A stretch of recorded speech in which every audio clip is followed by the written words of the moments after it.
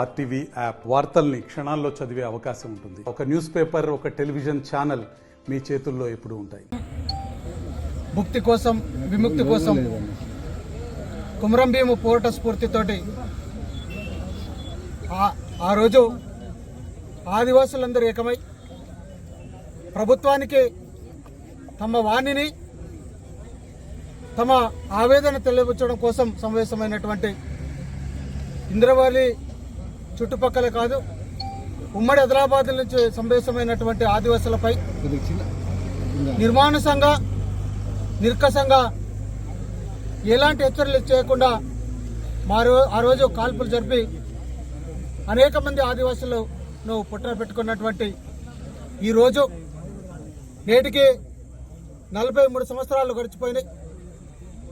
So ఈ సందర్భంగా నాటి పోరాటంలో అమరులైనటువంటి ఆదివాసీ అమరవీరులకు అందరూ కూడా నివాళులర్పిస్తూ, జోహార్లు తెలుపుతూ, ఏ పోరాట స్ఫూర్తితోటైతే ఆ రోజు నుంచి కూడా ఈ రోజు వరకు ఆదివాసులందరూ కూడా అనేక రూపాలుగా, అనేక రకాలుగా తమ యొక్క పోరాట స్ఫూర్తిని తెలియజేస్తున్న ఈ తరుణంలోనే నాటి తురందిబ్బ పోరాటం నుంచి కావచ్చు, అంతకంటే ముందు రామ్జీ గోండ్, బిర్సా ముండా పోరాటాలు, ఏ పోరాటాలైనా ఆదివాసుల యొక్క అస్తిత్వం కోసం, ఆదివాసీ ప్రాంతాల పరిరక్షణ కోసం, ఆదివాసుల కోసం కేటాయించినటువంటి చట్టాల అమలు కోసమే చేసినటువంటి పోరాటాలు తప్ప వేరేమి కాదు.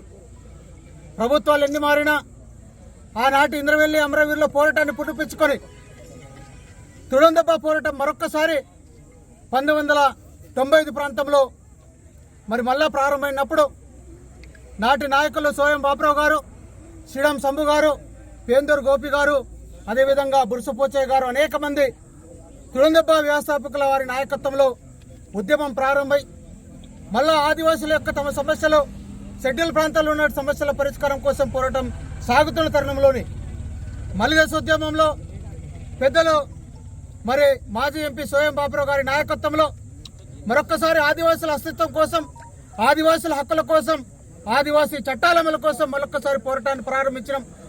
సో ఇప్పటికీ ఆదివాసులు పోరాటాలు చేస్తూనే ఉన్నారు. తప్పకుండా ఆదివాసుల కళలు నెరవేరాలంట. నాటి కుమరం భీము, రామ్జీ గోండ్, బిర్సా ముండా, ఇంద్రవెల్లి అమరుల యొక్క ఆశయాలు నెరవేరాలన్నా తప్పకుండా మరొక్కసారి ఆదివాసులకు అందరూ కూడా పిలుపునిస్తున్నారు. రాజకీయ పార్టీల ప్రభుత్వాలు ఎన్నిగా మారినా కూడా ఆదివాసుల్లో ఇంకా మార్పు రావాల్సిన్నది. ఆదివాసీ ప్రాంతాల అభివృద్ధి కావాల్సిన్నాయి. ముఖ్యంగా విద్య, వ్యవసాయము, ఆరోగ్యపరమైన అంశాలలో ఇంకా మేము వెనుకబడి ఉన్నాం. కాబట్టి మరొక్కసారి ఏదైతే ఇంద్రవెల్లి అమరవీరుల సాక్షిగా మరొక్కసారి ఆదివాసులకు అందరూ కూడా పిలుపునిస్తున్నాం. నాటి పోరాటంలో అనేక మంది మీద అనేక రకమైన కేసులైనాయి. అయినా కూడా వెరవకుండా ఆదివాసుల పక్కన, ఆదివాసుల పక్షాన ఇంకా పోరాటాలు కొనసాగిస్తూనే ఉన్నాం. నాడు పెద్దలు సోయం బాబురావు గారి మీద 56 కేసులు పెట్టడం జరిగింది. నా మీద 50 కేసులు, అనేక మంది కూడా కేసులు పెట్టినా కూడా ప్రాణాలు సైతం అర్పించడానికి సిద్ధమై ప్రాణాలు సైతం అర్పించినటువంటి ఇంద్రవెల్లి అమరవీరుల సాక్షిగా ఈ సందర్భంగా తెలియజేస్తున్నాం. ఆదివాసీ హక్కులకు భంగం కలిగిన, ఆదివాసీ ప్రాంతాలకు భంగం కలిగిన తప్పకుండా ఆదివాసుల పక్షాన పోరాటం చేయడానికి సిద్ధంగా ఉన్నామని ఈ సందర్భంగా తెలియజేస్తూ, ఆదివాసుల యొక్క ఏదైతే పోడు భూముల సమస్య కావచ్చు, ఆదివాసులకు సంబంధించినటువంటి జీవో నంబర్ 3 కావచ్చు, ఆ షెడ్యూల్ ప్రాంతాల్లో ఉన్నటువంటి చట్టాల అమలు కావచ్చు, వీటి కోసం తప్పకుండా పోరాటం చేస్తామని ఈ సందర్భంగా తెలియజేస్తూ, ప్రభుత్వాలకందరూ కూడా, పార్టీలకందరూ కూడా ఈ రోజు 2017లో సరూనగర్లో మీటింగ్ తర్వాతనే ఆదివాసుల యొక్క అస్తిత్వము, అప్పుడు పెద్దలు సోయం బాబురావు గారి నాయకత్వంలో సరూనగర్లో మీటింగ్ తర్వాతనే ఆదివాసుల ఉనికి, ఆదివాసుల అస్తిత్వం ఇప్పటికీ ప్రభుత్వాలు, పార్టీలు గుర్తిస్తున్నాయి. కాబట్టి ఆదివాసులారా, మనం ఎన్ని రాజకీయ పార్టీలు ఉన్నా, ఎన్ని ప్రభుత్వాలు ఉన్నా, మనమందరం మన యొక్క హక్కుల కోసం, మన యొక్క చట్టాల అమలు కోసం తప్పకుండా ఐక్య ఉద్యమాలు చేయవలసిన ఆవశ్యకత ఎంత ఉన్నదని ఈ సందర్భంగా తెలియజేస్తూ, నాడు కుమరం భీము పోరాట స్ఫూర్తితోటి, ఇంద్రవెల్లి అమరవీరుల యొక్క పోరాట స్ఫూర్తితోటి వారి యొక్క నెత్తి మొక్కలు ఈ రోజు అమృతమై చాలా మంది కూడా పోడు భూములో పట్టాలు ఇవ్వడం జరిగింది. వాళ్ళందరూ కూడా రైతు బంధు వస్తుంది. ఇంకా మనం వ్యవసాయ పరంగా, విద్యాపరంగా, ఆరోగ్యపరంగా అభివృద్ధి కావాల్సిన అవసరం ఉన్నది.